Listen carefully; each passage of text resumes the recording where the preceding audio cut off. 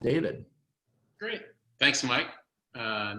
Nice to have you all here today and sharing some of your time today. Obviously, it's a small group and we're on Zoom, so happy to make this conversational. I've probably got about 20-ish, 25 minutes of content, but if you've got questions along the way, certainly feel free to either just unmute and ask the question and stop me, or put something in chat and we'll go from there. And I'm going to go ahead and share. I'm going to go ahead and share my slides here. And I assume, Mike, you'll let me know if you can't see what I've got going here, but it looks all good. So, all right. So what I thought I would start off with was just a brief introduction of myself, and then also with Allos Ventures. So you've got a little bit of a context for what we typically invest in and how we approach things. Briefly on my background. So I've been in venture for a relatively short period of time, for a couple of years. Prior to that, for the last 20 years, I was an operator. So much like a few of you on the phone here or on Zoom here, I've been a GM or a CEO or a COO of companies from 3-person startups to Groupon and kind of everything in between. I've had a couple of venture-backed exits, have had a company where I exited and had the opportunity to go run Europe for 4 years and run essentially the EMEA organization for a large tech company in Europe. So I've seen the B2B side of things, seen the B2C side of things, marketplaces, a variety of different tech elements there. And my background has been predominantly on the go-to-market side. Usually you'll find people in a COO or a CEO or even a GM role that they've come from engineering or product or sales or marketing or these kinds of things. And so I would say I'm more of a go-to-market type of person, and especially with kind of a bent or a leaning towards the enterprise side of things. My most recent company was a company called Octave. We were doing document management and contract lifecycle management, selling to large enterprises like GE and Siemens and New York Stock Exchange and Nielsen and others. And we sold that company to Conga and Insight Venture Partners back in April of 2018. It was a venture-backed company. We had Allos was an investor, another Midwest investor was High Alpha, a coastal investor was Graycroft, a corporate investor was GE. And so we had an exit there and had a decent return for our investment group. And then as I looked at my next opportunity, there was an opportunity to move to the other side of the table and join Allos as a partner in their third fund. And so here I am, I'm at Allos at this point in time. Give you a quick background on Allos right now. We are focused on predominantly business-to-business SaaS and tech-enabled service organizations. We have a geographic focus, so we focus on essentially these states that you see in the Midwest. I would say with COVID, we've expanded that. We made our first investment, not necessarily expanded beyond our geography, but our first virtual investment during COVID. And I think people are slowly accommodating themselves to realize that it's certainly possible to do that. You might have a few more customer calls and reference calls and things like that, because certainly meeting people face-to-face and having a meal with them, seeing how they treat the wait staff or treat others and so forth is always helpful when you're making an investment. But so Allos is B2B SaaS. It's a small team. We've got 7 of us. There's 3 partners. As I mentioned, we're on our third fund. So we closed our third fund December of 2019. It was a $52 million fund.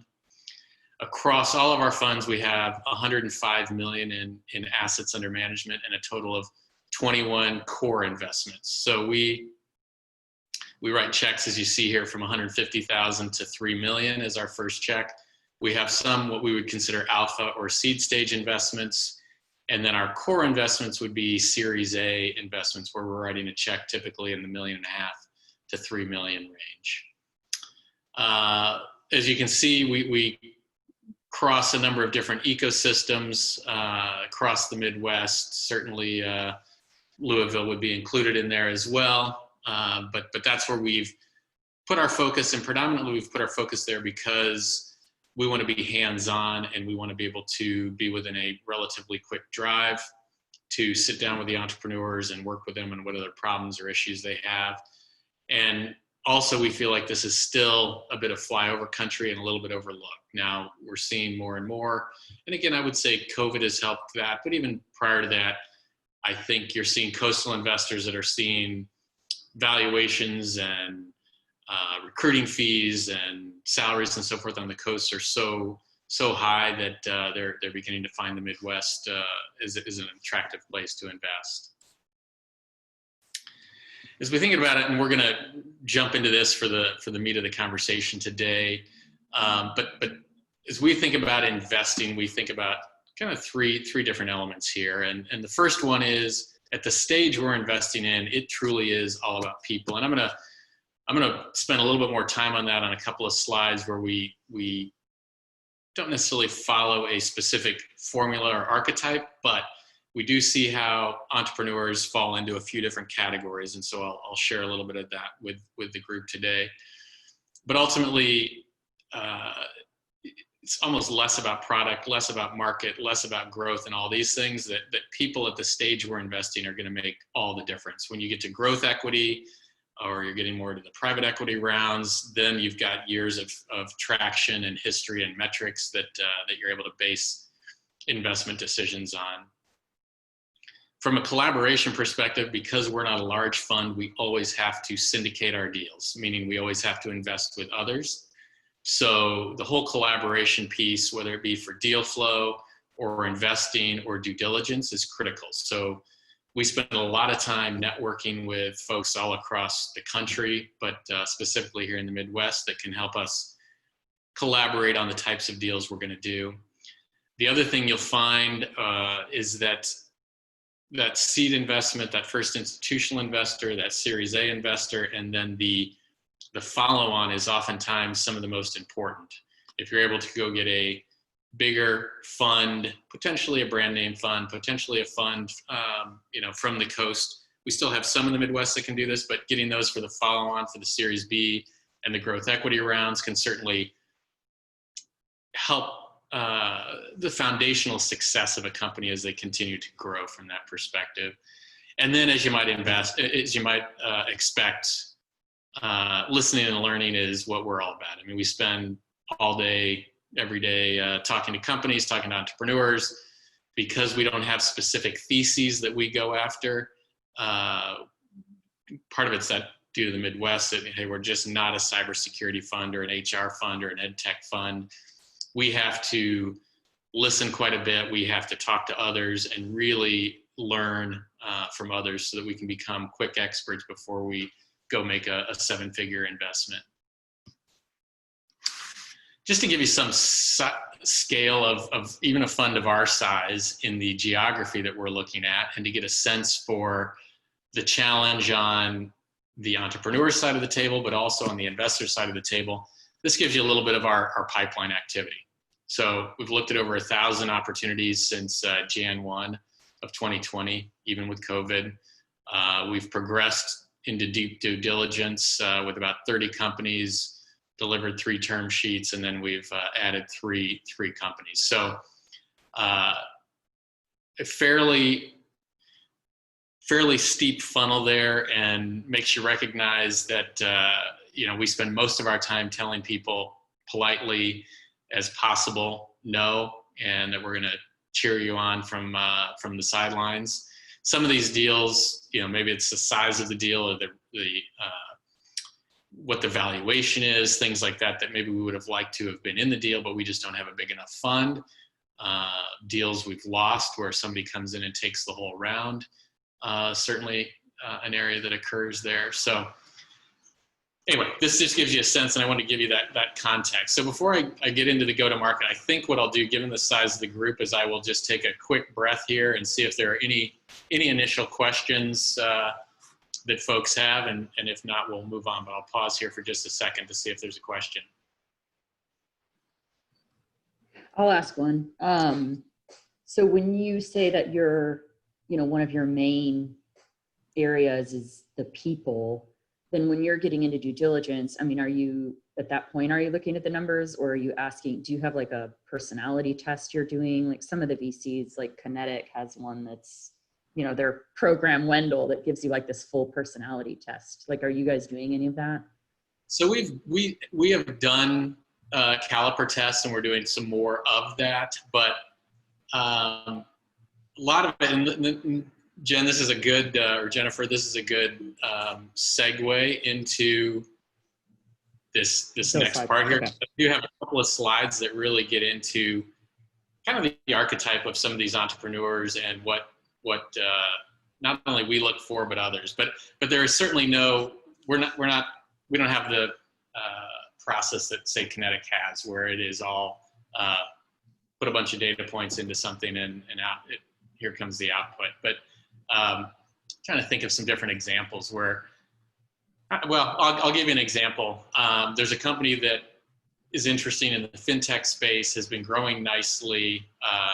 It's in an area specific to fintech that is fairly sophisticated for us. It's around 401ks and IRAs and a way to improve the reporting process there. And the team there is very experienced, lots of expertise, but when we get into these conversations, we find that there's one person, that the CEO and founder is not as engaged or as involved. The person who's more of the COO is doing all the follow-up, all the engagement. The head of sales, when you ask them for pipeline and metrics, is very kind of obtuse. And some of that's kind of in that space, because you'll go land a big partner essentially, and you're not entirely sure what kind of essentially rollover you're going to have of 401ks into IRAs and things like that. But as you start having these conversations, you go, okay, all the expertise is there, and you can go find out where they've worked and what people have to say about them, and you can vet if, you know, you can do background checks to see if they're honest. But in terms of just how the team gelled and coalesced, and then the answers we were getting, we just didn't feel great on it. And so even though the numbers were really interesting, the tech was interesting, the market was interesting, we passed. That's interesting. And when you guys passed, did you actually tell them the real reasons, or did you tell them something else? Because I think that's what happens too with founders, is that they get a no and they get a reason that doesn't really make any sense. Whereas if they got the truth, it would be like actually more useful. Yeah. So I try most of the time to give the truth. If it's just something that's a weird or an odd feeling, right.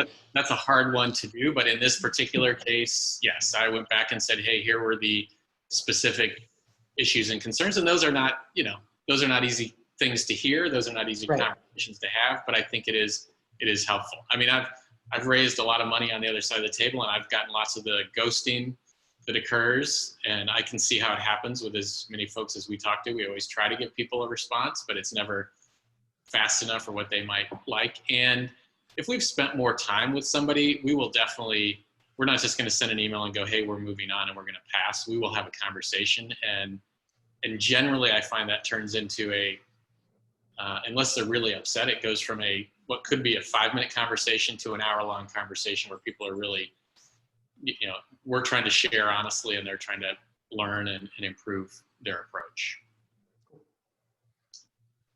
So as we get into this, these would be what I think everybody would think you would look for in terms of extraordinary founders: early product market fit, go-to-market fundamentals. And I'm going to talk about 2 of these in more detail, the founder side of things and the go-to-market fundamentals a little bit more. But these are, again, for the stage we invest in and for the software side of things that we invest in, these are the areas that we're looking for.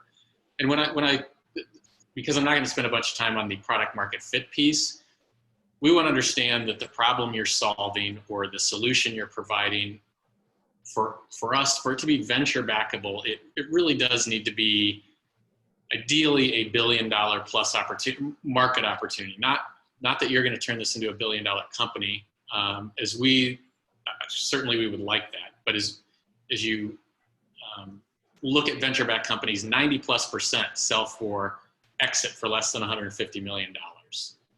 A venture fund is looking ideally to get a 5x multiple on a fund. However, the best funds out there do a little better than 3x. So if you think about that, if 90+% exit for 150 million or less, and you're trying to get a 3x or you're trying to get a 5x, you can begin to do the math and kind of reverse engineer that in terms of how big an opportunity, how big a company has to be. So when we look at something and we're investing, it's not unusual to think, okay, is this company going to get to 20 million? How fast are they going to get to 20 million in ARR?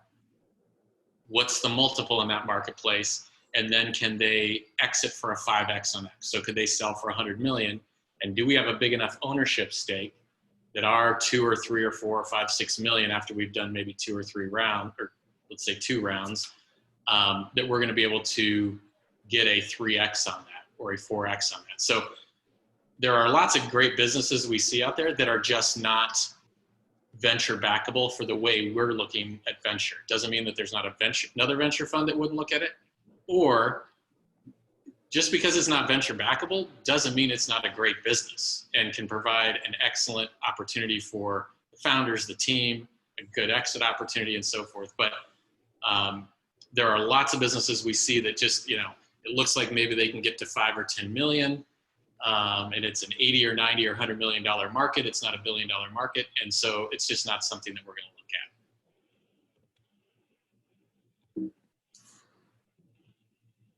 at. All right. So I've taken this, I want to make sure, especially since this is being recorded, this is from Basis Set Ventures. This is not High Alpha. And you can see the website in the bottom right corner. It's Founder Superpowers. And I'm not going to spend a whole lot of time, but I've heard this presentation a couple times, and I'm in a group with one of the partners at this fund. And I love how they go through and they think about the archetypes of successful founders. Because lots of times you think it's always the 28-year-old brash, crushing it, genius kind of thing. This makes me feel decent since now I've got gray hair and I'm older. The average age, and you can go look this up, there's a whole deck that you can download that's like 30 different slides, I think is somewhere in the late 30s to 40s. So us oldsters, we still have a good shot at being successful in venture-backed companies as operators and so forth.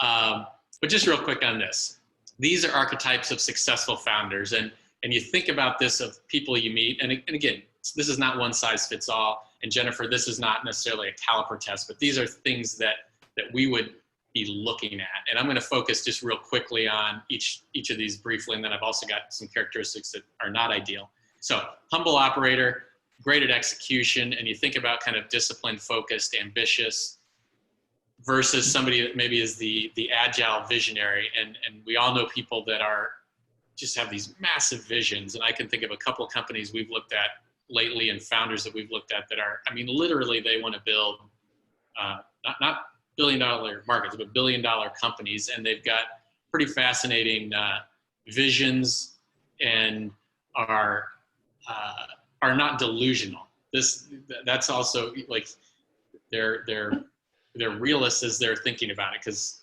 lots of times we'll see things that, it's their growth curve goes from 0 to 100 million in 3 or 4 years. And there's very few of those companies, certainly in the Midwest or anywhere, candidly.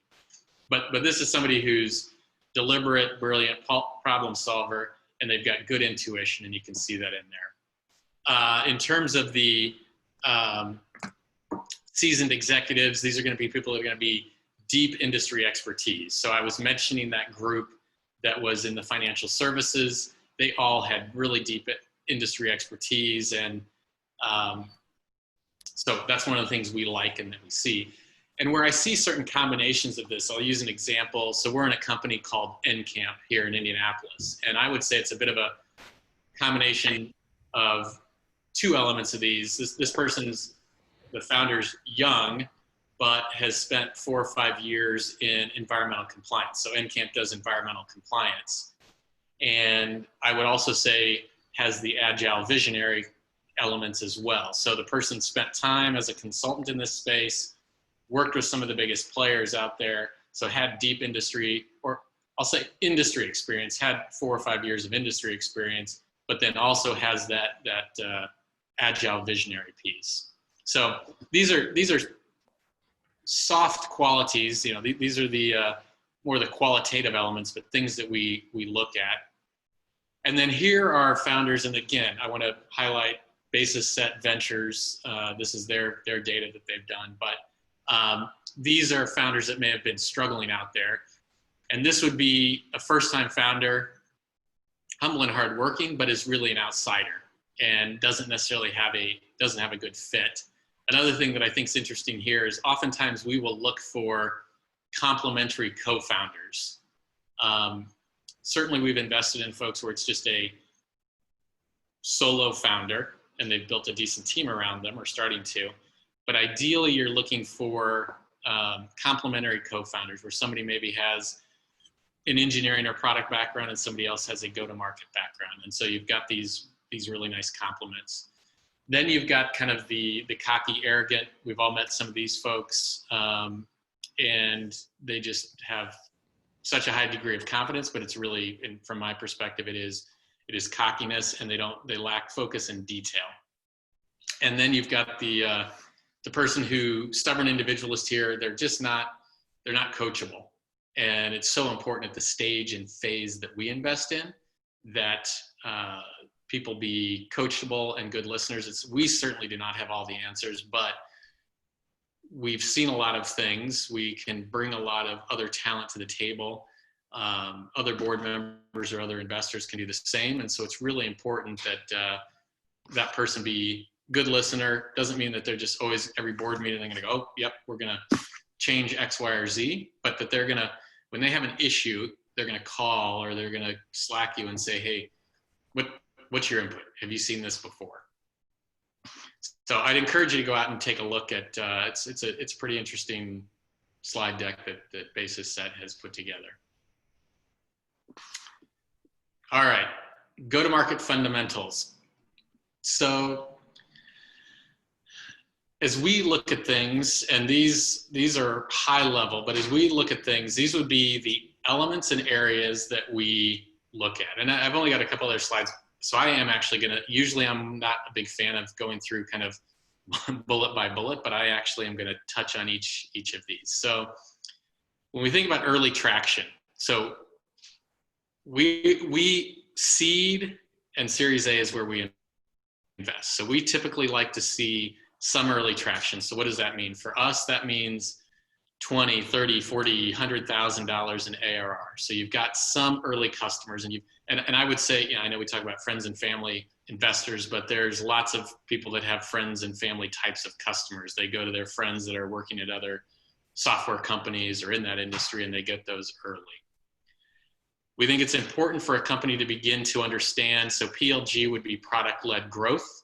So this would be, so think of things like Evernote, Dropbox, Box, Slack, Zoom, things that you can download for free, and then you can use them for free forever, or you eventually convert. So like Zoom, the free version only gets you 40 minutes and you don't have a lot of additional functionality. So you can always tell folks that have the 40-minuter, because 38 minutes or whatever it is, you know, you got 2 minutes left coming on.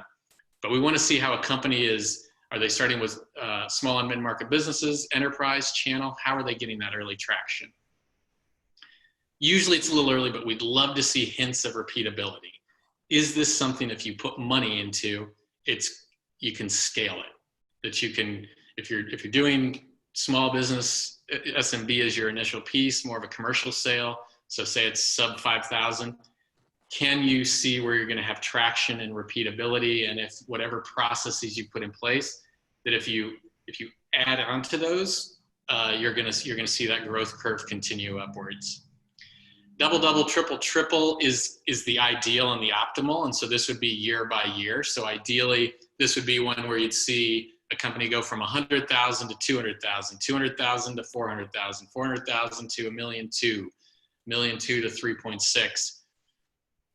But don't feel like if you're not there that you're not a venture backable business. That's just the optimal that you'll see, and you'll see very few companies. Obviously, when the numbers are smaller, doing the double doubles fairly straightforward, but the triple becomes pretty difficult even once you get to that 1 or 2 million mark. So those are unique companies.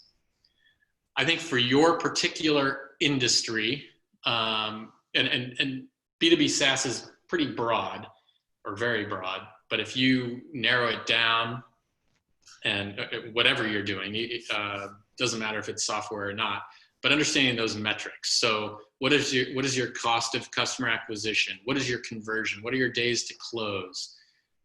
All these types of metrics, you really need to have a good handle on, a good benchmark for, and be able to communicate those and articulate those clearly and have a good understanding for those. Then when we think about teams, processes, and tools, again, kind of the focus of this is around go-to-market, obviously. So to me, I think it's critically important that the founder or CEO be involved in sales, full stop.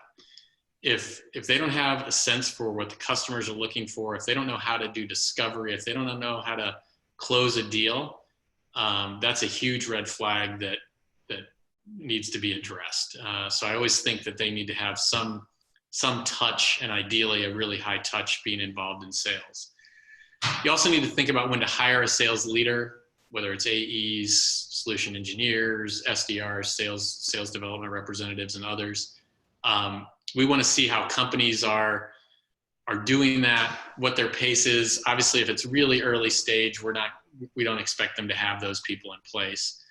One of the things, though, that doesn't really cost you a lot to put in place early on, and you should have some sense for, and this goes back to kind of the benchmarking as well, are your sales stages, your definitions, your qualifications.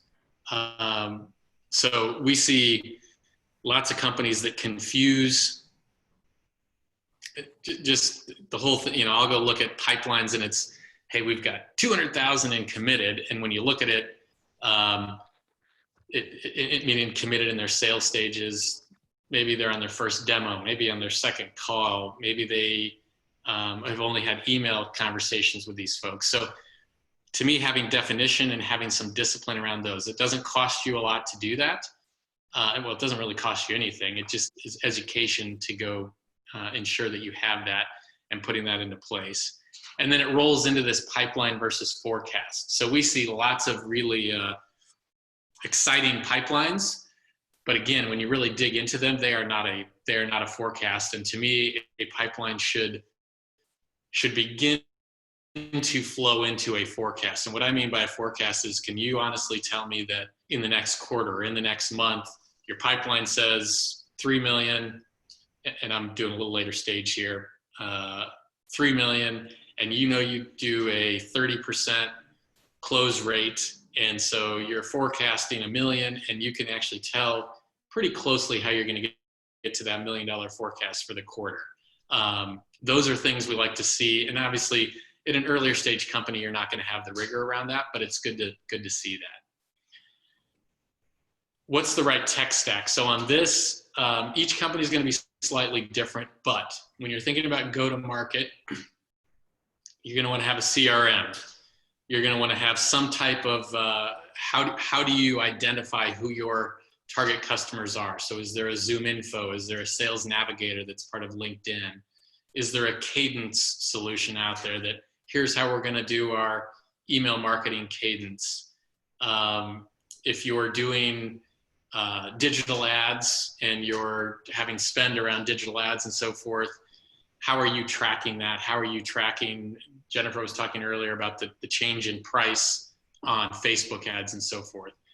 You want to know, you want to have a solution that can help you track the conversion rates on those, how they come through your funnel, what the timing is, what the cost is. That goes back to your cost of acquisition and so forth. So having the appropriate stack. And again, if you haven't raised any money, we're not going to expect you to have some huge stack, but at least some thought in terms of how you are going to market, how you're tracking that, gives some semblance in terms of the rigor you're putting into your go-to-market.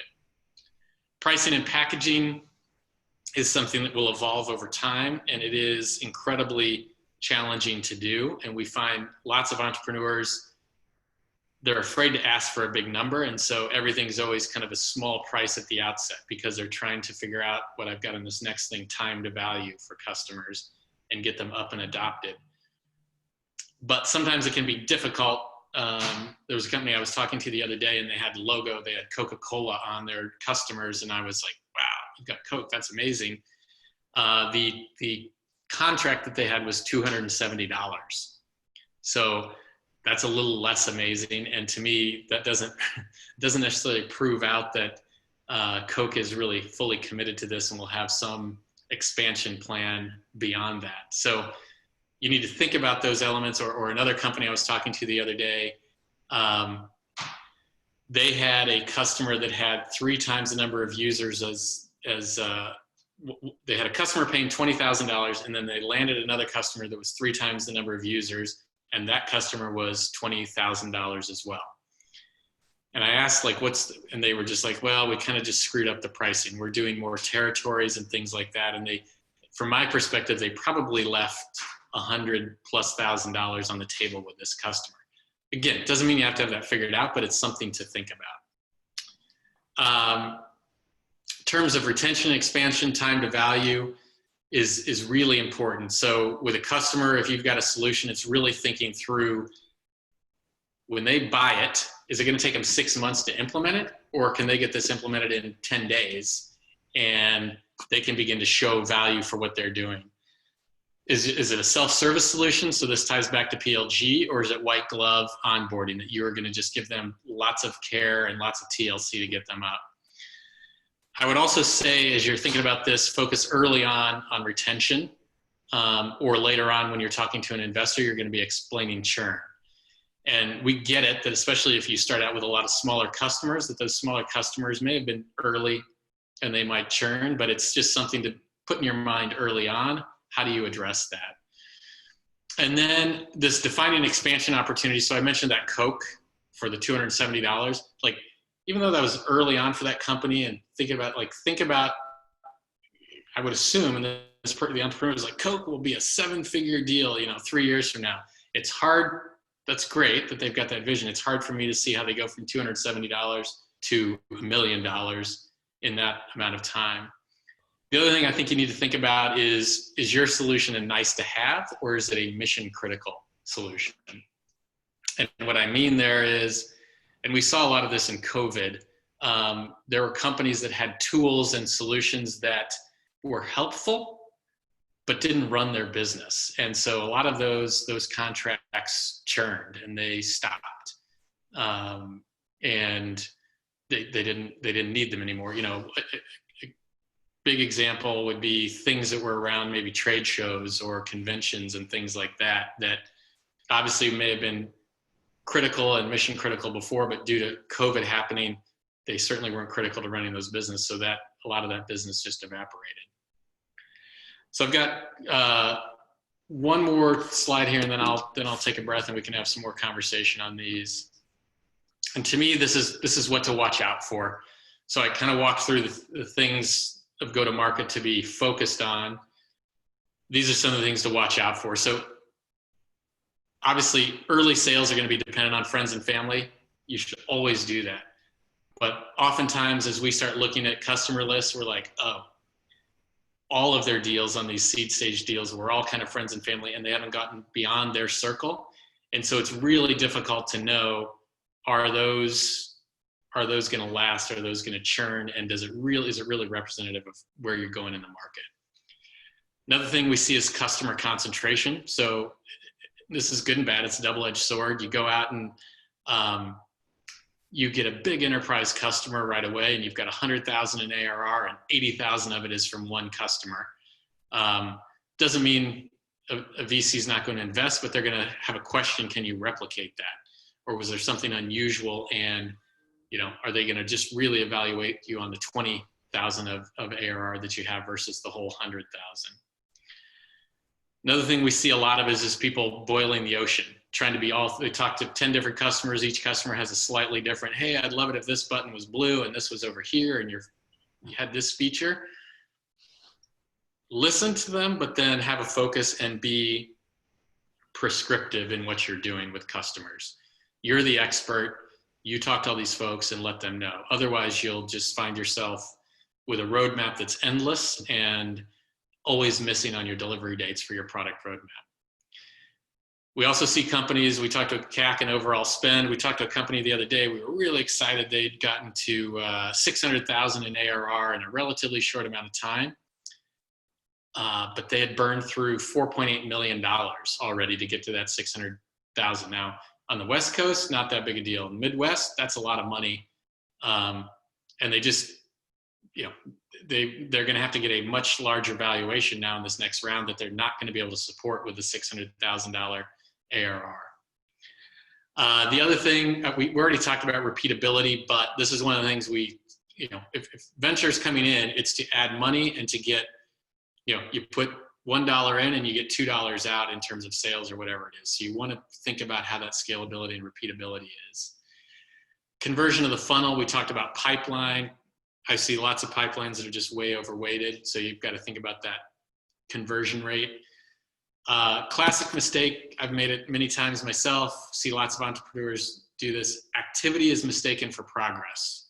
Having 1,000 calls a week by your SDRs may look great, but if you're don't have the right messaging, don't have the right pricing, don't have the right sales process and the stages in your sales, it's just activity that you're spending a ton of money on, and it's not progress. If you're not getting conversion rates or metrics that kind of are becoming kind of at benchmark levels, then it is just activity. And then the other thing we see sometimes is companies get excited because, hey, they've just gotten a big investment, and suddenly, boom, they're giving out options and spending a bunch of money on leadership teams. All those things should be thought through and taken, people should take their time in terms of how they are doing that, as long as it should be tied to scale, repeatability, these sorts of things. All right, that was a lot. I apologize for going through bullet by bullet, but wanted to give you some of those areas, and happy to have some conversation now on any of those things we talked about.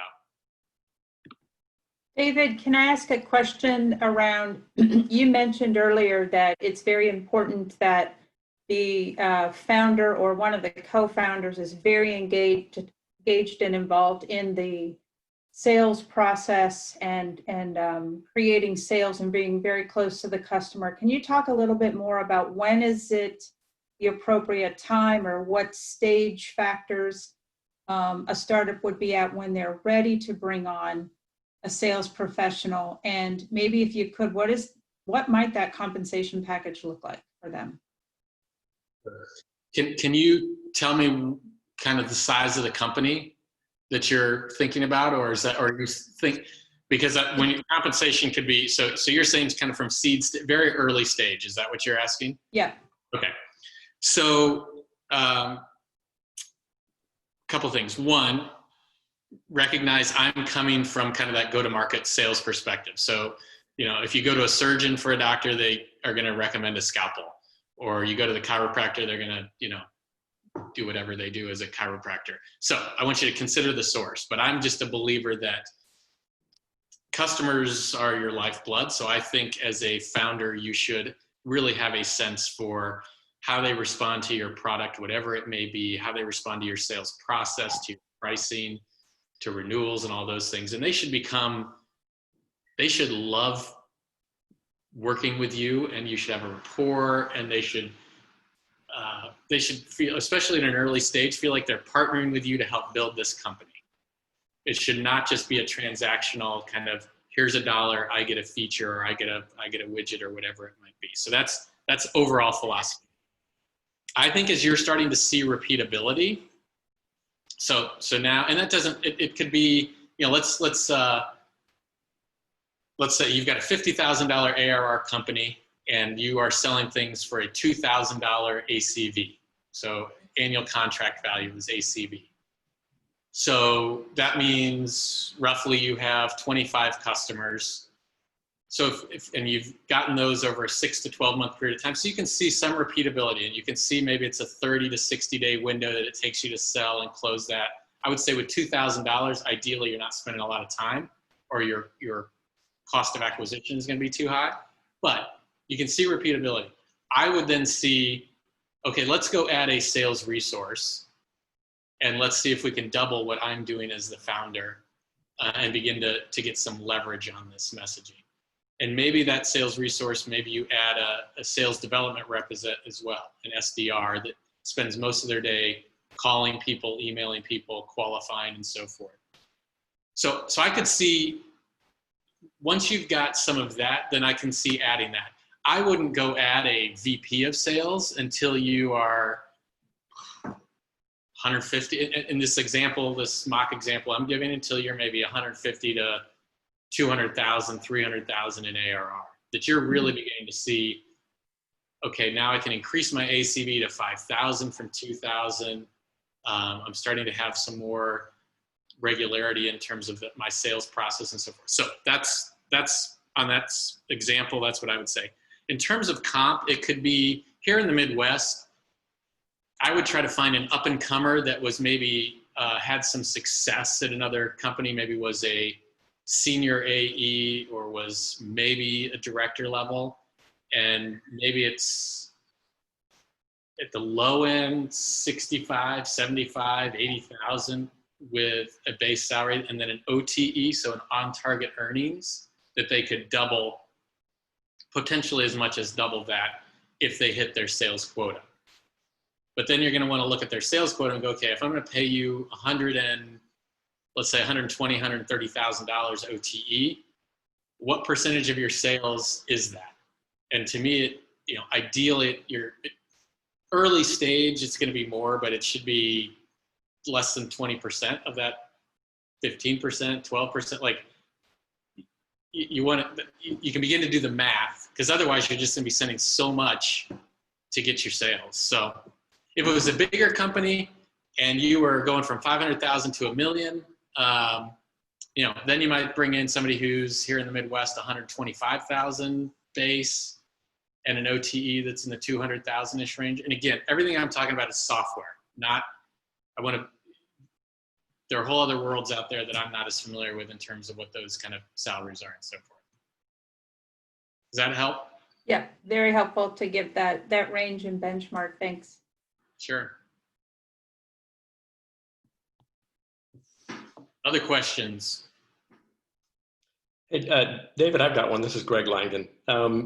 When you think about, let's say, a Series A investment, can you give us a sense of roughly how many hours, assuming you get to a successful point of investment, roughly how many hours do you think would have gone into that due diligence process, and what fraction of those would have been spent on those sort of go-to-market strategies, sales operations, sales performance sort of topics? So we'll typically swarm. So Series A, so let's kind of come up with another example here. So let's say this is a company that's $2 million and it's going to have anywhere from a $10 to a $20 million pre-money valuation, and we're going to put in $2 million because we're going to try to be at 10-ish+% ownership. We're going to swarm it. So we've got a team of 7 people. We've got 3 partners, a CFO, and a principal, and the platform manager. So 5 of those are kind of investment professionals. So we're easily going to spend, I'm going to say, by the time we would close, 40 to 50 hours. And that's going to be everything from talking to the team, to outside experts, to other investors, to market research folks. And then in terms of how much of that is on go-to-market, let's say 10% of it, Greg, and I'm kind of ballparking here. We don't have a hard and fast, but because we're going to want to talk to, because I would include in that, we're going to want to talk to at least 3 to 5 customers. And so those conversations alone are going to be, we try to be sensitive in terms of how much time we're taking of theirs. So those are going to be anywhere from 30 minutes to an hour, depending on, how much that customer has been abused by others in terms of calling them and asking those kind of questions. We're going to want to talk to a salesperson or two on the team, the head of sales, marketing, a sales ops person if they have that person. So does that give you some direction on that? Yeah, that's great. Thank you. To build off of Greg's question, I mean, do you get into the weeds a little bit, playing almost like mystery shopper and, pretend to be a customer and see how their customer service representatives respond to you? Or how deep into it do you get? Yeah, I would say we haven't done that often. There's a couple of cases where we have done that, but it's not necessarily on the checklist, but we won't always take, I mean, it's almost like a job interview when you're getting a job and somebody asks for references. They're always going to give you, the teacher that gave you an A and a pat on the back and so forth. So we'll look a little deeper and we'll go talk to customers that they didn't give us and see if we can find some other folks that will give us a little bit of that real world perspective. But we won't necessarily, we've done it a few times where we'll call in and we'll kind of see what the sales process is, but it's hard. Anyway, it's hard to play that pretend role too long without exposing yourself, or at least we've found that. Sounds like a business idea. B2B sales mystery shopper. I mean, it is. I mean, I've bought a lot of software in my day, and it's amazing when you see what people will say and do. My favorite still is a guy who had some really inappropriate stuff in his, how we all have our tabs and we have our Chrome or whatever it might be. And he had a couple of tabs that were like, yeah, you might not. So, I screenshotted that. We all just muted and laughed the whole time and then sent that around to the sales team afterwards. And we're like, what not to do? Because you're like, really? That's what you were thinking about before you called and sold us web chat software. That's disturbing. So, you could play that in a good way where you open some tabs of like the interests of the person you're selling to, and then they happen to see that. They're like, wait, you're on the site for cats with 3 legs? I love cats with 3 legs. Yeah, it's true. It's true. But it is, I mean, it is to me, I'm aware of all that stuff when I'm being sold to. Yeah. Like I personally, if somebody doesn't put it in presentation mode, I'm like, really? Like, can't you just put it in presentation mode for me? I want to see like your best foot forward. Anyway. Other questions? I've got more if not. I will just say, a lot of the presentation was not relevant to us because we're D2C and we have a physical product. But in your work at other places, I would guess there's a lot of overlap between the two things, but is there any sort of D2C stuff that you can think of that you've been exposed to over the years? I think, you started out when we were just having kind of pre-start chit chat. Metrics and being metrics driven is just always critical, I think, to any investor. Yeah. And I think whether it's, and also thinking about, is this understanding investors in that space, what are they looking for? So I was giving you a little bit of a sense, obviously recognizing that it would not necessarily be appropriate to you, but what a venture investor is looking for in terms of returns and timeframes and what's reality here in the Midwest. And so I think really understanding, there's so many businesses that are great, like I said, great businesses, but are not venture backable. Or there are other venture investors in other spaces that are going to have a whole series of other metrics that they're going to be looking for. And I think it's important to understand that. And it's a reasonable question to ask.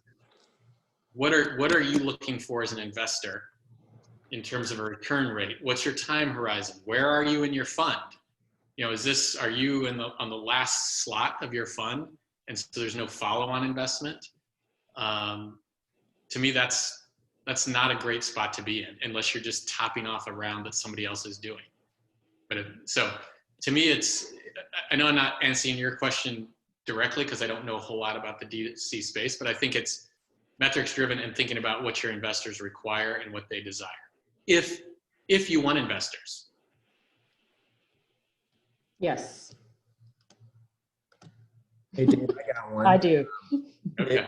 If lacking a good tech stack, but maybe the company's still performing pretty well, do you see this as an opportunity or a red flag for them?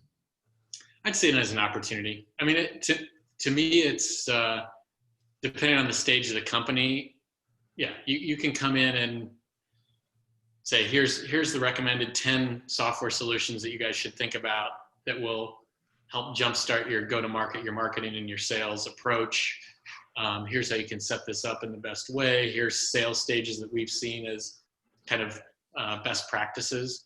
You know, if you got later in your life in a company and private equity came and purchased you, so Vista Equity or Thoma Bravo or JMI, I mean, they have playbooks and they will come in, they'll buy these companies, you know, multi-$100 million companies, and they are like, step aside, team. Here is our team, and here is exactly how we want you to do this, and here's what the board report looks like, board package looks like every month. And I mean, they are very prescriptive. What are some of the basics that you need to see out of a sales stack? You mentioned CRM, but what are some of the other necessities that's like golden rule basics got to have? Yeah, I think you need to know how you're building the top of your funnel. So to me, some of the elements out there that are, you know, like there's a Zoom info or there's Sales Navigator at LinkedIn. So some way that you're able to, unless you have such a specific industry and, you know, I'll show my age here, Rolodex of sorts that you can just go call the top 1,000 companies in your space, then you're going to need something like that so that you have got a database of companies that you're going to go after. And then what you want to be able to do is narrow that down so that you're not boiling the ocean again. I think later on, it's good to get a sales cadence type of solution. So something like a sales loft or an outreach that will help if you begin to have an SDR team and others. How often do you do your emails? How are you doing your responses on those? How are your call cadences coming along? Nice to have is Gong. I don't feel like it's a mission critical, but it's a nice to have. It records calls and you can literally see, you know, like if we did this call on Gong, like it would be me talking for 90 minutes and there'd be, you know, so you can see is your salesperson talking 90% of the time or are they listening 90% of the time? Yeah, and there's just, I mean, it's the sales enablement space and sales tech space is, you know, it's only superseded by the MarTech space. There's probably like 5,000 to 7,000 companies in MarTech, and there's probably 3,000 companies. But you can go, if you go Google and say sales tech Lumascape, Lumascape, so Lumascape, and do images, and you can pull up, and it'll show you essentially a bunch of all the different sectors in sales enablement and all the different types of solutions. And you can kind of go, oh, that's interesting to me. Like we sold our company to Conga. Conga does document management and contract management very rapidly. So if you have something that's very a quick sale transactional, that's a great solution to have.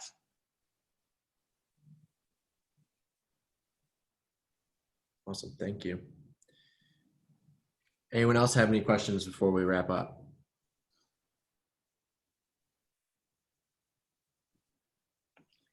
Well, thank you all. Appreciate you taking some time on your Monday, and hope you got at least 1 or 2 nuggets out of that.